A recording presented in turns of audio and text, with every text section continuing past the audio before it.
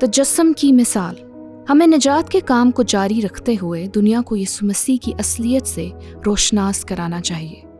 میں راشد یونس ہوں۔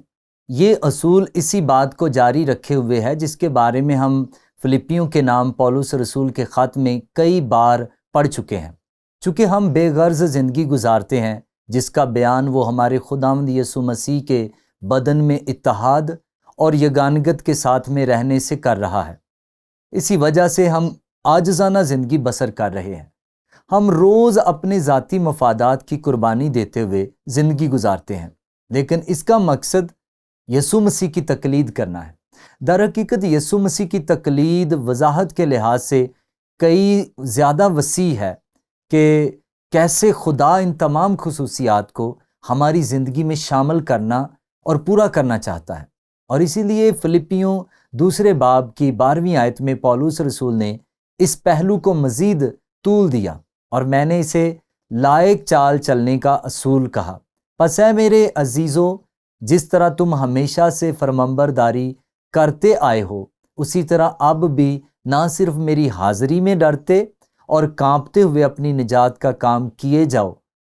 اب سب سے پہلے میں ڈرنے اور کانپنے کی خط کشیدگی کرنے کی کوشش کرتا ہوں کہ یہاں اس سے مراد ہمارا گھبرانا یا خوفزدہ ہونا نہیں ہے، یا ہم کسی کی قید میں آ گئے ہیں اور کوئی ہم پر نظر رکھے ہوئے ہے۔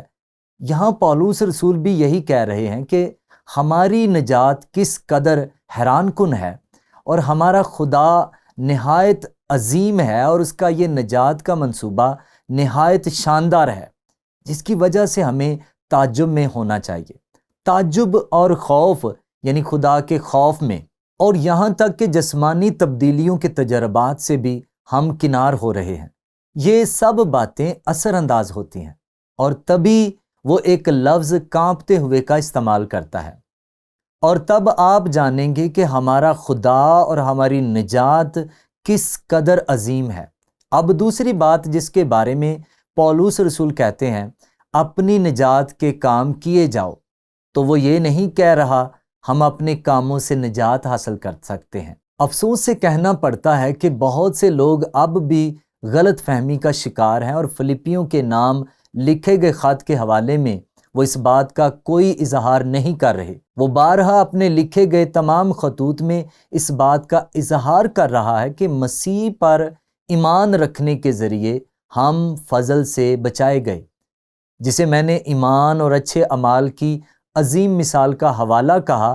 اس کے بارے میں ہم افسیوں کی کلیسیا کے نام لکھے گئے خط کے 2 باب کی 8ویں آیت میں دیکھتے ہیں، کیونکہ تم کو ایمان کے وسیلے سے فضل ہی سے نجات ملی ہے، اور یہ تمہاری طرف سے نہیں، خدا کی بخشش ہے۔ یہ واقعی واضح طور پر اس بات کا بیان کرتا ہے نا، کہ نجات خدا کی بخشش ہے، نہ کہ اعمال کے سبب سے، یعنی انسان کے اعمال سے۔ میرے کام میری نجات کا حاصل نہیں ہے، جس کو وہ افسیوں 2 باب کی 9ویں اور 10ویں آیت میں بیان کرتا ہے، اور نہ اعمال کے سبب سے ہے، تاکہ کوئی فخر نہ کرے، کیونکہ ہم اس کی کارگری ہیں اور مسیح یسوع میں ان نیک اعمال کے واسطے مخلوق ہوئے جن کو خدا نے پہلے سے ہمارے کرنے کے لیے تیار کیا تھا، اور ہمیں ایمان کے مطابق اپنی زندگی گزارنی ہے۔ دراصل یعقوب اپنے خط کے 2 باب کی 17ویں آیت میں کہتا ہے ایمان بغیر اعمال کے مردہ ہے۔ دوسرے لفظوں میں شاید یہ وہ پہلی جگہ نہیں جہاں وہ ایمان کی حفاظت کر رہا تھا، کیونکہ ایمان کی محافظت ہی بالآخر اچھے اعمال کی بنیاد ڈالتی ہے۔ اگر ہم خدا کے فرمانبردار رہتے ہیں، اور اگر ہم اس کے فرمانبردار نہیں ہوتے، تو خدا کہتا ہے کہ ایک اچھے باپ کی طرح وہ ہمیں اپنی مرضی کے مطابق ہم آہنگ کرنے کی تادیب کرے گا۔ اور پھر پولس رسول فلپیوں کی کلیسیا کے نام خط اس کے 2 باب کی 13ویں آیت میں وہ خدا کی قوت کا اظہار کر رہے ہیں۔ وہ خدا ہے جو تم میں ارادے کو انجام دینے کے لیے کام کرتا ہے۔ ایک ایماندار کی حیثیت سے یہ مفہوم اخذ ہوتا ہے، کیونکہ جو تم میں نیت اور عمل دونوں کو اپنے نیک ارادے کو انجام دینے کے لیے پیدا کرتا ہے وہ خدا ہے۔ البتہ میرے خیال میں ہم سب اس بات کی گواہی دیں گے کہ یہ سب خود کار نہیں ہے، صرف اسی وجہ سے کیونکہ ہم ایماندار ہیں ہم وہی کریں گے جو خدا ہم سے چاہتا ہے کہ ہم کریں۔ اس نے ہمیں انتخاب کی آزادی دی ہے۔ دراصل اگر آپ رومیوں کی کتاب یا خط کو پڑھیں جہاں وہ 11ویں باب میں خدا کے فضل میں رہتے ہوئے رہائی حاصل کرنے کے بارے میں بات کرتا ہے، اور پھر وہ 12ویں باب میں کہتا ہے کہ اپنے بدن ایسی قربانی ہونے کے لیے نظر کرو جو زندہ اور پاک اور خدا کو پسندیدہ ہو۔ اپنے بدن کو نظر کرو۔ کیا تمام مسیحی اپنے بدن کو زندہ قربانی کے طور پر نظر کرتے ہیں؟ نہیں، یہ خود بخود نہیں ہونے والا۔ ہم خدا کے فضل میں رہتے ہوئے اس کی مرضی پر چلنا جو ہمیں اس کو کرنے کے قابل بنا سکتا ہے۔ اس جہان کے ہم شکل نہ بنو بلکہ عقل نہیں ہو جانے سے اپنی صورت بدلتے جاؤ تاکہ خدا کی نیک اور پسندیدہ اور کامل مرضی تجربے سے معلوم کرتے رہو۔ پولس رسول نے یہی بات افسیوں کے خط میں بھی بیان کی ہے۔ اس نے 4 باب کی پہلی آیت میں کہا، پس میں جو خداوند میں قیدی ہوں تم سے التماس کرتا ہوں کہ جس بلاوے سے تم بلائے گئے تھے اس کے لائق چال چلو۔ کیا سب ایماندار اس لائق چال چلن کو اپناتے ہیں جو انہوں نے حاصل کی؟ نہیں، ویسی نہیں جیسی انہیں کرنی چاہیے۔ دوسرے لفظوں میں ہم پر یہ لازم ہے کہ ہم لائق طور پر اپنی زندگی گزاریں، اپنے بدن کو نظر کریں، اچھے کام کریں، اور خدا ہمیں وہ سب کرنے کے لائق بننے میں ہماری مدد کرے گا۔ وہ اس لمحے ہمارے ساتھ ہوگا جس سے ہم خدا کی مرضی کو اپنی زندگی میں پورا کریں گے۔ فلپیوں 2 باب کی 14ویں آیت میں پولس رسول اسی بات کو بیان کرتے ہیں، سب کام شکایت اور تکرار بغیر کیا کرو۔ پولس رسول نے ایسا کیوں کہا؟ کیونکہ بے شمار مسیحی شکایات اور تکرار کرتے ہیں، وہ ان سب اچھے کاموں کے فرمانبردار نہیں ہیں۔ فلپیوں 2 باب کی 13ویں اور 14ویں آیت، سب کام شکایت اور تکرار بغیر کرو تاکہ تم بے عیب اور بھولے ہو کر ٹیڑے اور کاجرو لوگوں میں خدا کے بے نقص فرزند بنے رہو، جن کے درمیان تم دنیا میں چراغوں کی طرح دکھائی دیتے ہو۔ مجھے وہ استارہ پسند ہے کہ ستارے جھرمٹ میں ہیں، اور یہ جمع الضمیر کے طور پر استعمال ہوا ہے۔ جیسے تم ستاروں کی طرح چمکتے ہو ویسے ہی دنیا کے سب ایماندار مل کر جگمگاتے ہیں اور زندگی کا کلام پیش کرتے ہیں تاکہ مسیح کے دن مجھے فخر ہو۔ نہ میری دوڑ دھوپ بے فائدہ ہوئی، نہ میری محنت اکارت ہوئی۔ یہ نہایت دلکش ہے۔